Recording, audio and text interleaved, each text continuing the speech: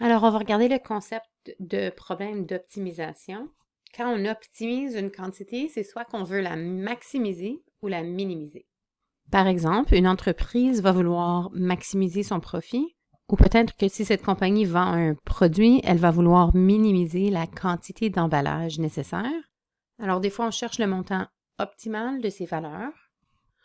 Alors, on cherche toujours le montant optimal, mais il y a souvent aussi, ou presque toujours, une certaine contrainte. Par exemple, pour maximiser un profit, la contrainte serait le coût. Tandis que pour minimiser la quantité d'emballage pour un certain produit, la contrainte pourrait être le volume. Alors, pour un certain volume de produits, je veux essayer d'avoir le minimum d'emballage possible, probablement pour minimiser les coûts.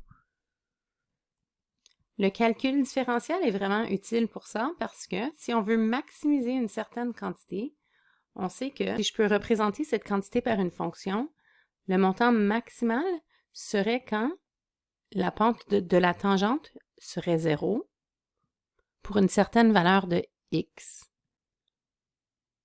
La seconde dérivée devrait être négative. On se souvient du truc, quand tu es négatif, tu es triste.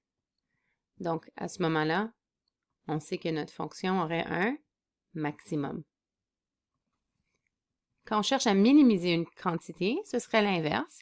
Alors, on saurait que cette quantité-là, elle est minimale quand la, encore une fois, dérivée est égale à 0. Alors, à ce point critique, pour s'assurer que c'est vraiment une valeur minimale, il faudrait que la seconde dérivée soit positive. On se souvient du truc, quand tu es positif, tu souris. Alors, à ce moment-là, on serait certain que c'est une valeur minimale. La meilleure façon de comprendre ce concept d'optimisation, c'est de faire des exemples. Alors, dans les prochaines vidéos, on va faire quelques exemples à l'aide d'une liste de contrôle.